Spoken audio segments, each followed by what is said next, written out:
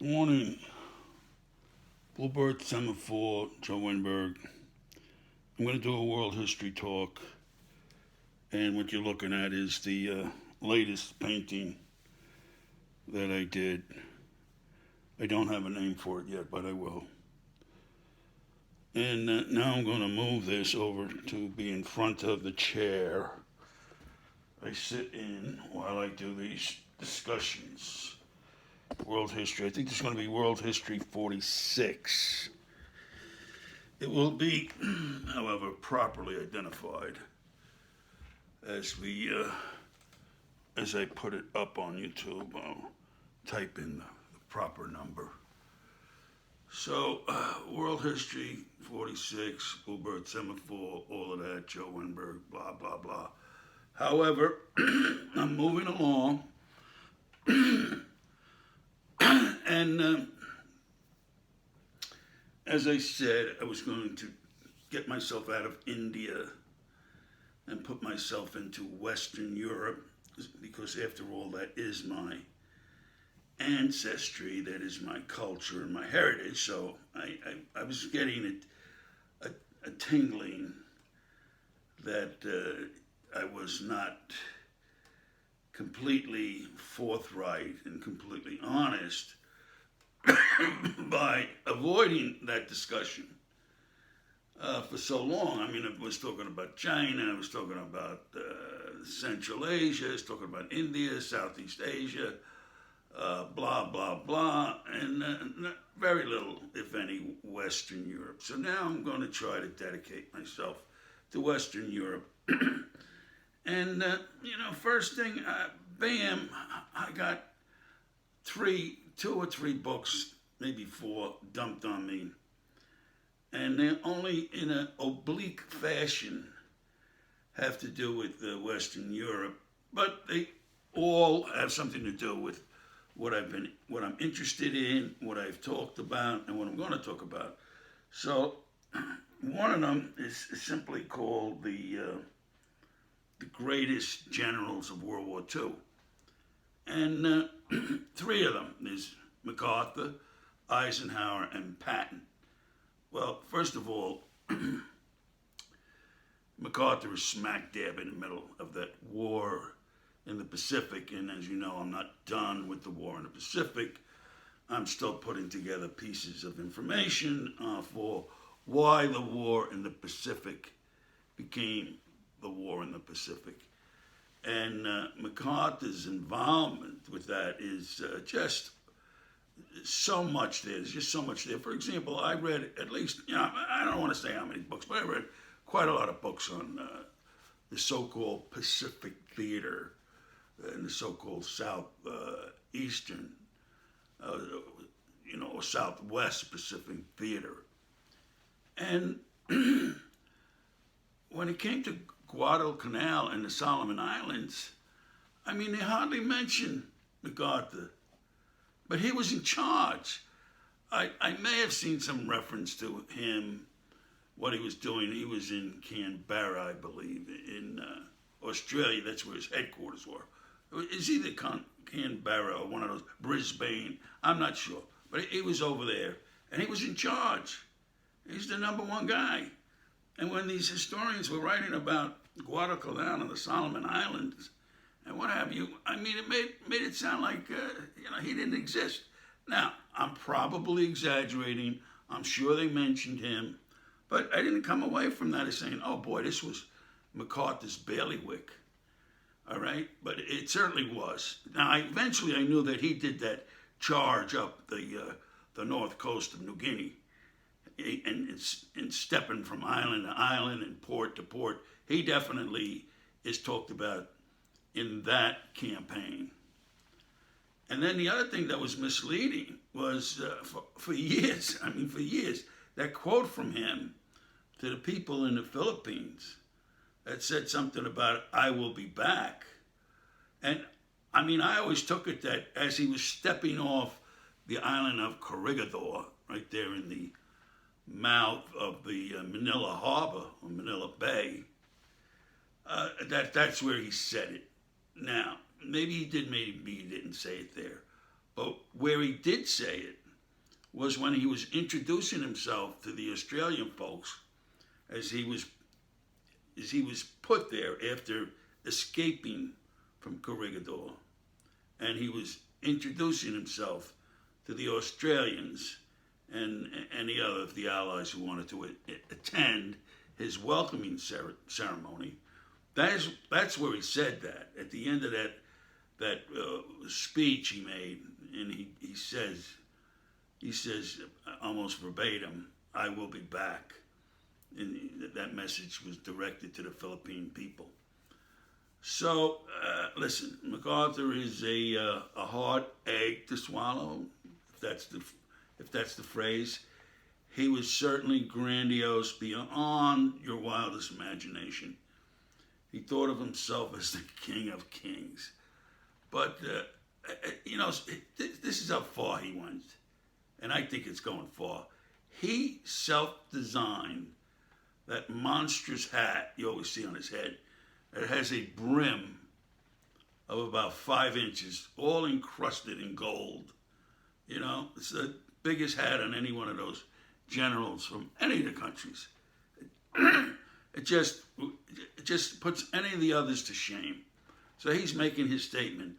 I'm the biggest guy on the block. I'm it, and I'm going to win this war, and I'm going to get all the honor. Me. And he does some dastardly things. Look at this. So they're getting their butts kicked in Bataan as the Japanese army pushed them out of there with very little trouble. It was very poor planning on MacArthur's part and very little assistance coming from Washington before this stuff happens. But so he's told, when it's obviously not going to work, he's told by Washington, all right, get out of there, and you're going to Australia. So what does he do? He leaves his second in command, General Wainwright, to stay behind and try to salvage that operation on Bataan. And of course he doesn't do it. He gets involved, Wainwright, the general, with the soldiers left over, who was still there. He gets involved with the Death March, I think is what they refer to it, into the Japanese prison camp. And that's known as one of the worst ones of them all. Worst. And General Wainwright comes out of that really, really, really, in horrible condition. Horrible condition.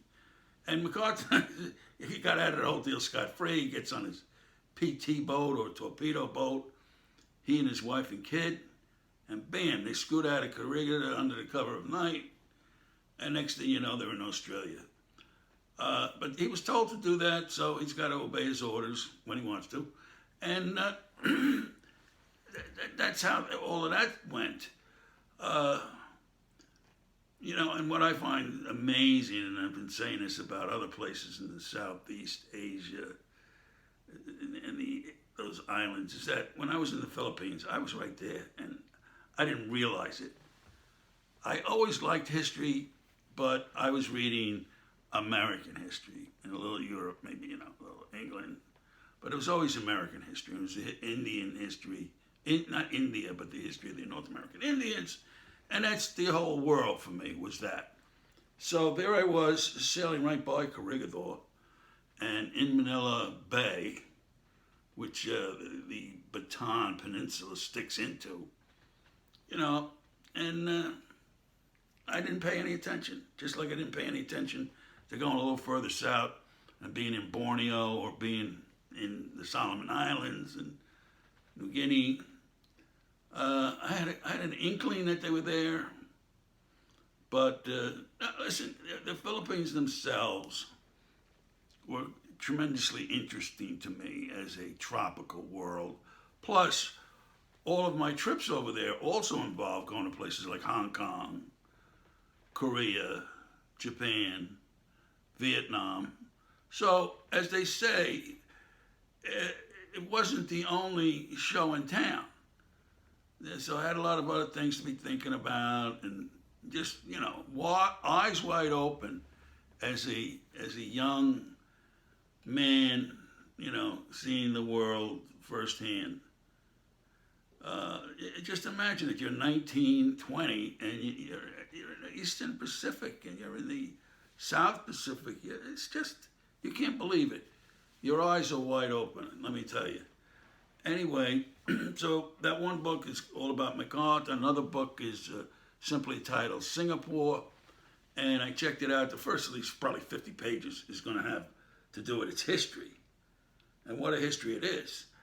And I may stop reading that today, but the point is that those first 50 pages are going to be very important to the discussion on why the war in the Pacific became the war in the Pacific. It'll be important. And then I picked up another book, and then we're going to start with the Western Europe. Two books, and I hope I can remember the one. One is about the English and Ireland. England and Ireland, those countries, they're very, very, it starts with their very, very, very, very prehistory. Very prehistory. Most of the history books I read, and it's on a particular country or wherever, some country, and they'll mention that, here's the prehistory of something so-and-so land, and you read it, it's like 20 pages. It's nothing there. But this book is really in depth, and for the first time in my life, I understand, at least I believe I understand, what filled those empty spaces and places on these continents and in these countries before the modern era, before the civilizations that we now take for granted populated the surface of the earth. What was there? It was, for the most part, once again, a big, big blank. Yes, I came across references in my readings in the past about, people living in villages 4,000 years ago and so on. So I had a little bit of clue that they weren't just in a cave somewhere banging on some rocks. These are the humans now. But just this start of this book on England and Ireland and the descriptions of how the people lived, this is what I've always been looking for, because I'm getting the nitty-gritty, the nuts and bolts of how they lived, how they did their commerce, how they did agriculture, how their homes were constructed, what were their religious beliefs. I mean, it's like a great new world opening up for me, and I don't have to just say with discontent that, we're never going to know what went on back 4,000, 7,000 years ago. We're never going to know. Well, obviously, if this guy's knowing, he's an eminent historian. If he knows this stuff, that means there's other historians that know it. But I'll just tell you a couple of key things, is that he points out very emphatically that at one time, these people in England and Ireland, they were pretty much, as far as religion, they had their myths and they had their rituals, okay? Then when Christianity struck, you could draw a line in the sand, because these people that were previously living in these mythological ways and concepts, and not in any way being involved in mega religions like we have today. They were, they essentially had their gods, they had their myths, they had their ceremonies, they did outrageous things, like build these big stone ceremonial places, and so on and so forth. But when Christianity came, that was pretty much the end of things. And then they went into the new religious order. Now, why is that important? That's important because you have to know that when those two different ways of dealing with religion came up against each other, well, there was a blending, there was a mixing. Okay, so some of the beliefs of the ancient worlds, ancient way of thinking about the gods in the heaven and the gods in the sea and the gods under the earth and in the trees, all that was rearranged in the people's minds. And eventually, not the same day, but eventually, Christianity was on its way, filled with, trailing along with it, the concepts of more ancient times. And some of those concepts are still with us today.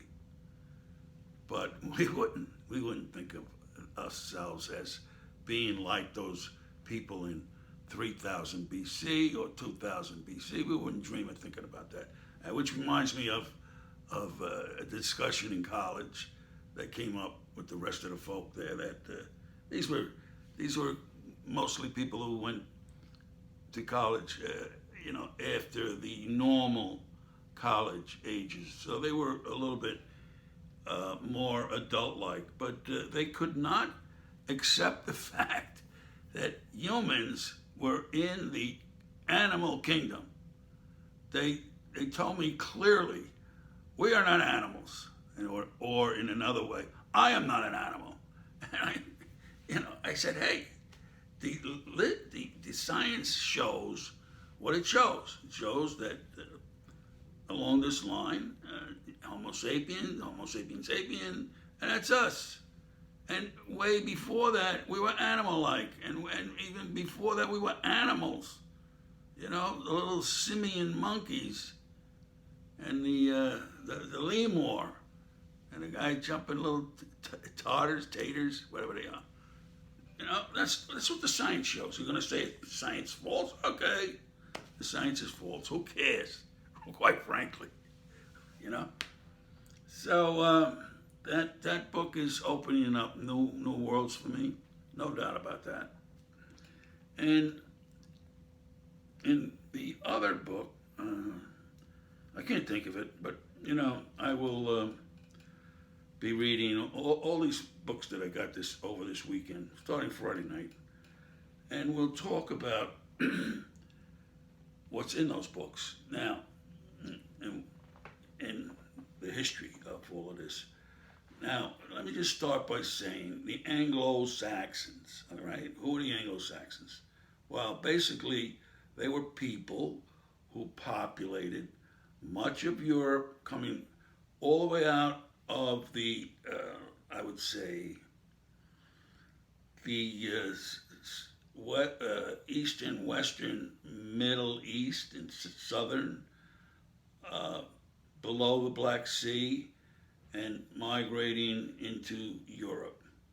And from there they migrated north, and then they spilled over the waterways into England. Actually, they got into Ireland first, and it seems Ireland was progressing a little more rapidly than England. And what I mean, it wasn't England then either, by the way. You have to understand that. There was no Britain, there was no Ireland. Whatever it was, they called it something.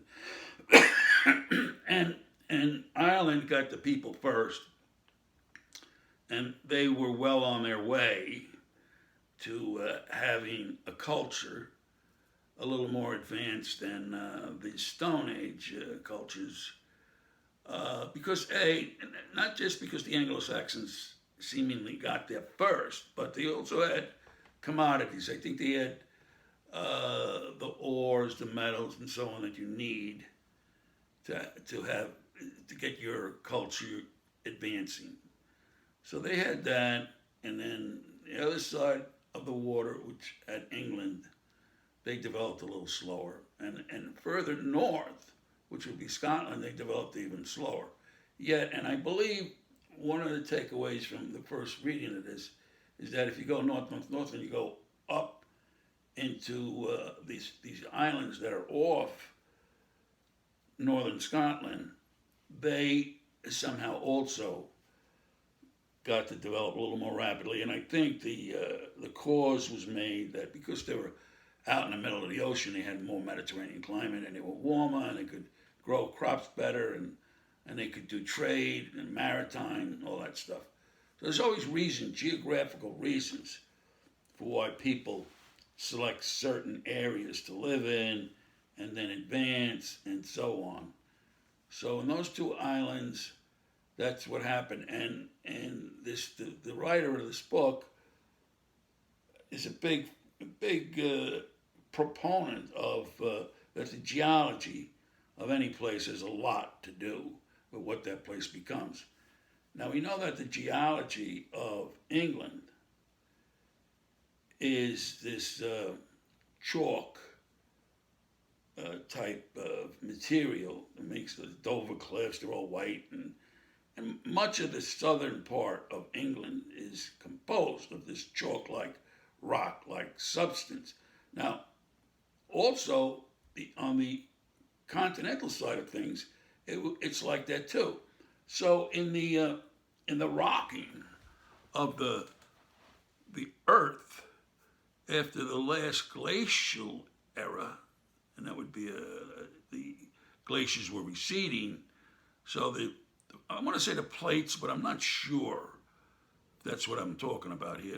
It may have been one large plate under this whole thing, meaning the England and across on the continental French side of things. After the last ice age, there was a lot of shaking going on and melting of waters rising. Well, that chalk-like substance wasn't up to the task of holding back the North Sea or the Atlantic. So the sea basically cut a channel through the base rock, because it was easy, soft rock, boom, cut it through, and eventually the two parted their ways, But over the couple thousand years that probably happened, there were intermediate ways of getting from the continent to England. First, it was easier and easier to sail across, maybe making intermediate stops, and then eventually you could walk across the marsh, and eventually you couldn't walk anymore. So a lot of animals were cut off from moving over to the islands, and Homo sapien, they quickly adapted by getting in their animal skin boats, some of them, and paddling across to in either direction, and keep on expanding. So it wasn't a big setback for Homo sapien, the fact that the waters split off the islands, and it split off Ireland too on the other side. And basically, there's a big fat piece of water right in the middle on the Irish side of things, and so you got Ireland here, and you got England or Wales there, but you got Cornwall and all that stuff. But big fat, and I believe they referred to it as the Midland Sea. That may be called the Irish Sea now, but keep in mind there was no term Ireland, so that was referred to as the Midland Sea. And of course, all the names of all these people, they don't sound like anything we know today. None of them. A few, a little bit, but mostly it's all Greek to me, although they weren't Greeks. And it's kind of funny because in a way the Greeks had their hand in this too, because they were great merchants and so on. So they were doing the trade, and some of that information and some of those trade goods filtered up to these people in the years of thousands BC, 2000, 3000 BC. The Greek merchants had already pushed their way up towards, in some cases, I believe I read even up to Iceland. So there was an awful lot going on before even Christianity hit those places. And it never really stopped. It never really stopped. But I'll tell you one thing you do get from this type of history where they're really talking about the day-to-day lives. It was clear, from how they get the evidence, I don't know, but it was clear, is clear, that part of the structure was a big-time warrior type of people. I don't even want to say class, because then all of a sudden you inject this whole idea of class and all that garbage. But there were these definite big-time warrior types, and they would not only be the big-time warriors, they would control the land, they would promote and develop agriculture, which was a little bit retarded type of agriculture that they did back then, but it was agriculture. It was large enough to support more people than you needed just to grow the stuff. Okay, now, countries can maybe using up 10% of their population support the rest, the whole rest. Well, I don't think it was quite like that back then. It was probably more like maybe you had to use 70% of your population to grow your food, and everybody else, and then you had enough to feed a surplus. And those are made up numbers, but it wasn't like it is today. So this type of history that I'm getting, and I don't want to call it sociology, and I don't want to call it, I could call it culture, because it is the essence of culture. What these, eating and jewelry. They had jewelry. They had, they made structures. They made fantastic ritual sites, and it wasn't that there was like 50 or 100 communities on these two islands. There was tens of thousands.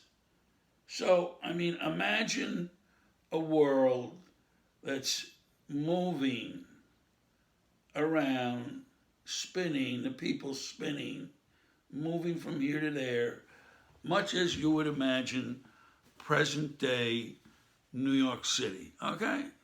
They're moving around, they're going to this suburb, they're going to the other suburb, okay? And they're killing this guy and they're killing the other guy. Imagine,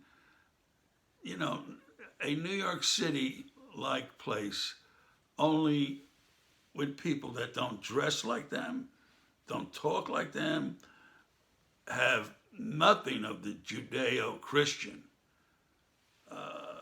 heritage, nothing. And they're going about their daily lives just so different and yet so similar, because they needed all the things we needed. They didn't have them as grandiose as we have, all right?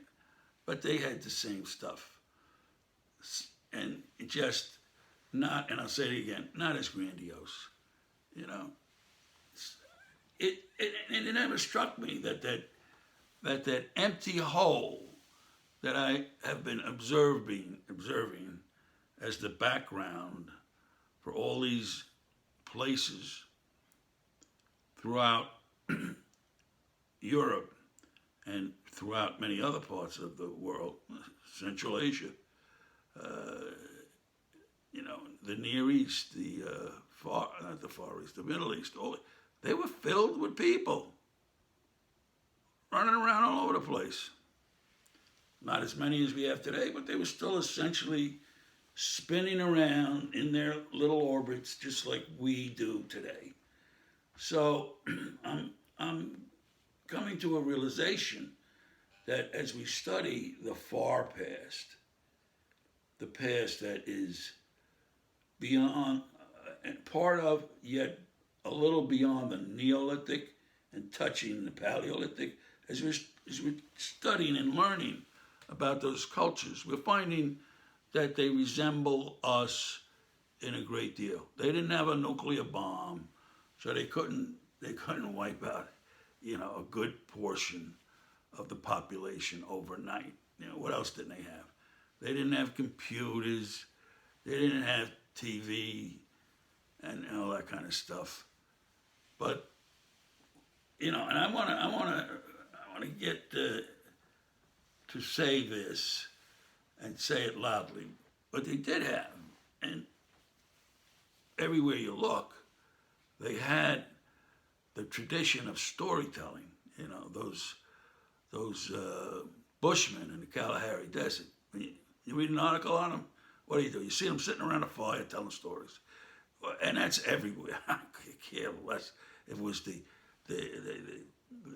people in the anthropologists. I think his last name is Colin Rope or something. I don't know, but his stories of the people in the Congo of short stature. You know, that's what they did at night. They sat around and they told stories, mostly because they wanted to keep the boogeyman at bay. As long as they were talking and looking at the flames, they were safe. All right? Well, that tradition is pretty much out the window with the television and computer stupidness and other things. But let me tell you, the tradition of storytelling still goes on, but they're far and in between.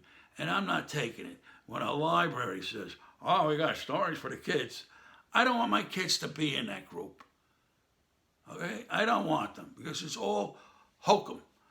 The stories you want to be listening to are the ones told by Joe Conrad. And he started them out as a story, if you recall. Many of them.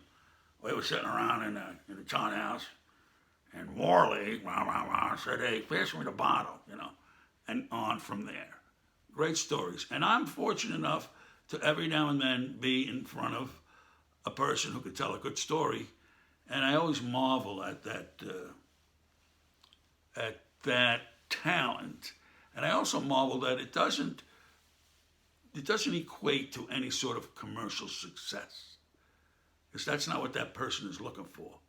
That person has a story, and that person wants to tell it, and tell it they will.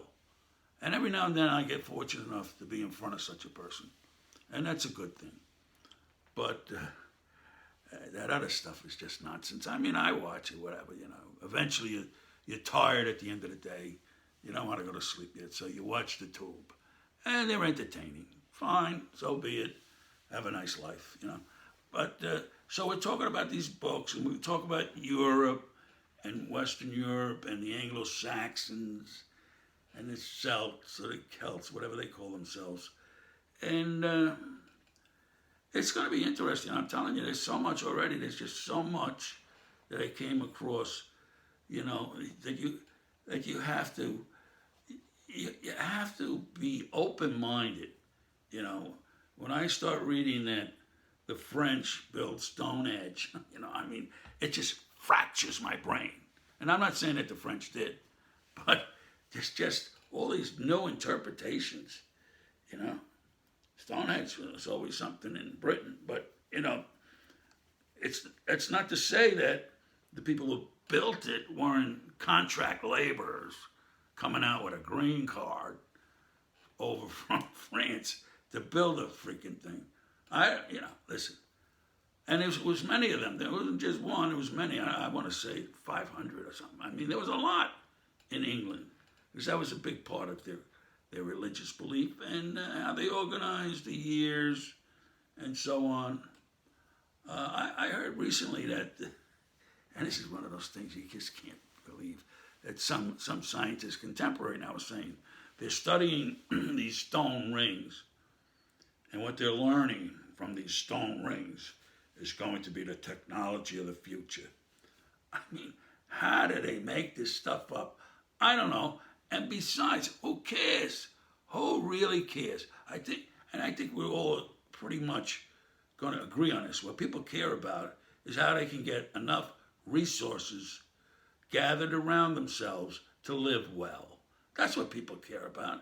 They don't want to know about rings and the future of the technology. You know, eventually, if you know anything about entropy, this is all going to wind down and it's all going to go away. Eventually, all systems wind down to nothing. Entropy, look it up. It's just such a waste of time. But this is a minority view. Just a minority view. People don't think like this. They think Science is leading them to the promised land. And don't be a person that's contradicting that, because you'll be ostracized. And you know what? And actually, you won't, because nobody cares enough to ostracize people who don't believe that science is the sacred cow, or that science is leading us anywhere where it's a good place. Now, people who promote that the science is sacred cow, they'll always come back and say, well, if you didn't get that penicillin, you'll be in big time trouble. So be it. The point is, you recreate the whole world so that you don't get, some sort of disease. And is it all worth it? How about this? The Christians, they're the worst at this, because they say, hey, we're here to get there. Well, all this stuff that science is fixing is preventing you to get there. So what's going on? What's going on? We're preventing ourselves from completing our mission. Our mission is to get there. Not to live here, but to get there. So what is science doing? They're keeping us from getting there. Nonsense. You got to be like the person in the tale that everybody's sitting around playing cards, and they say, well, what to the whole group? Well, what would you do if you know it was going to be the end of the world tomorrow? And a lot of them say, I go to confession, I go this, I say prayers. And one of them just says, I would say deal another hand, come on, I don't care. Anyway, listen, not to sound flippant, because I know most people do care what's coming down the road, but, let them. In the meantime, I'm talking about history, hopefully. So, I could wrap this up. I haven't said anything much about history. I am looking forward to looking into Singapore. And the slight tidbits that I've read about MacArthur underscore the original assumption that Japan wanted all of the Dutch East Indies, coveted that. This is being talked about in the part of the great generals of World War II under MacArthur. And not only that, in that piece, there was a map that talked about what Japan already was part of the Japanese Empire, late 1930s. And I thought that it contained much more than this map showed. This map showed basically Manchuria and Korea. It didn't show all that other stuff of China, although Japan was already engaged in going after it, okay? And it didn't show Burma, which eventually Japan got and held on to, but only for a couple of years. And then, that was it. But after the war, you see that they got a whole bunch of other stuff, but only for a short period of time, because the Allies, took care of them. But, and that's another example of why did Japan care so much to do all these things, and why weren't they smart enough to understand that it was futile? You're not gonna win that. So why did they understand that? I don't know. But it was just such a horror. So many people's lives are, the earth is covered in blood, and so it goes. Listen, is it over? Is the bloodletting over yet? Probably not. However, they still rush forward, in their imperious ways also. And, listen, I'm sure there's a lot of people like me very concerned or very interested in world history. And they look back and they just shake their heads. They just shake their heads. They just can't believe how awful the human animal is when it comes to ruthless behavior. That's what they do. That's what they do. And most of us have to just grin and bear it. Although, also over the years, they have fought back. And some have been very courageous, fighting back, fighting fascism, fighting Nazis during the war, going underground, trying to save the Jewish people who were unfortunate enough to be locked in Poland and Austria and France when the Nazis came calling. And so we all know of the underground soldiers of World War II, women, men, not even, officially soldiers, but fighting to do what they can. They're running ambulances, doing whatever they can in the history of the world to fight back fascism and the Nazis and totalitarianism. Look at the horror that went down in Russia after World War II. I think it was 20 million were killed. Stalin's own people he killed. And if he had lived forever, he would have killed forever. But he didn't, fortunately. He died relatively young. I think he died in his 50s. But the outset of all of this, once again, I could see it clearly, or the onset of all of this. I could see it clearly in those people living in places such as England and Ireland and Western Europe, 3,000, 4,000, 5,000 years ago. I could see it clearly having its genesis right there in the warriors who made themselves, grander and larger than the rest of the people and fighting to get what they want and putting the other people down. This is going to sound ridiculous, but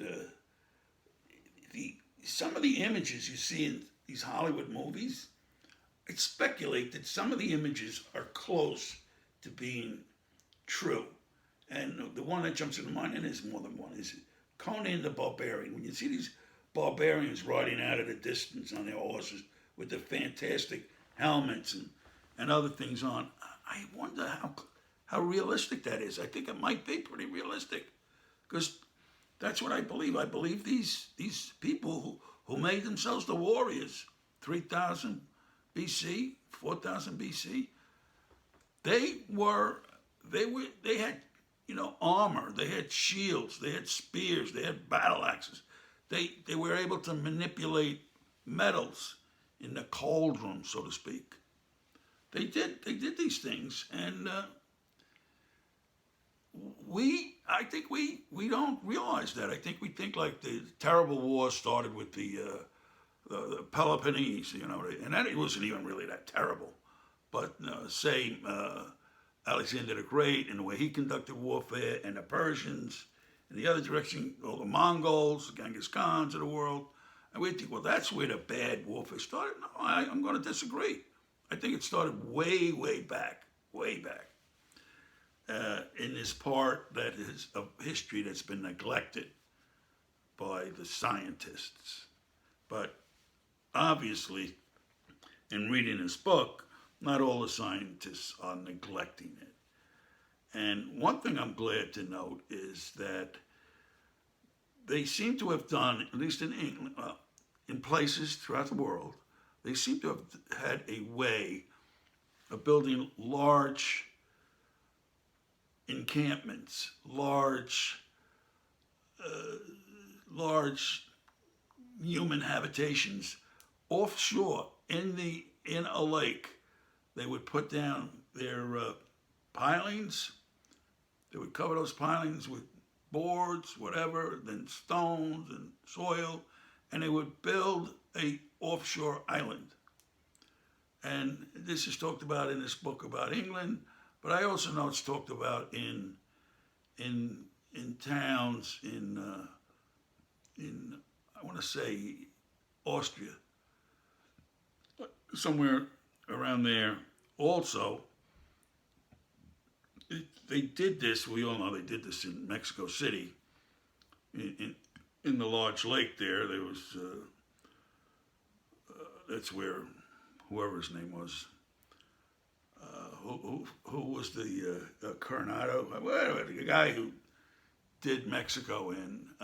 He had to go across these whatever they call these little roads that were built across the lakes, and then they would get out far enough, and he would build an offshore city and temple, and that's where Montezuma was hanging out when whatever his name was, Coronado, who did Mexico, I forget, but so they did that there too. They also do that, and they may still be doing that in one of the island groups, I'm going to say, associated with the Solomon Islands, that they, or one of those islands in that general area, they would, because they couldn't get any more land, and the chiefs in the mountains wouldn't give them any. Some people, so they were destitute. They had no land, they couldn't live, so they built little offshore islands, and they would live on their little islands, and they would farm and what have you, right there on those islands. And so there is a law, not a law, there is a history of this. And this that came across in this English book, just one of many. And I can't say many, but one of them, some. Look at the boat people in Hong Kong that lived on their boats all tied up together, to take up a space, the size of a couple of present day sports arenas, all living tied up together, okay, on their boats. I mean, that was essentially an offshore island also. Which should have told people right away, hey, we don't have enough room for all the humans that want to live here. Maybe we should start pushing back. But given the opportunity to get stuff, humans are always going to want to survive and get more stuff. Okay, well, happy Palm Sunday. I'm done talking. And I hope you have a nice day today. And next Sunday is Easter Sunday. Maybe we'll be talking on Easter Sunday. Who knows? Okay, have a nice time. Bye.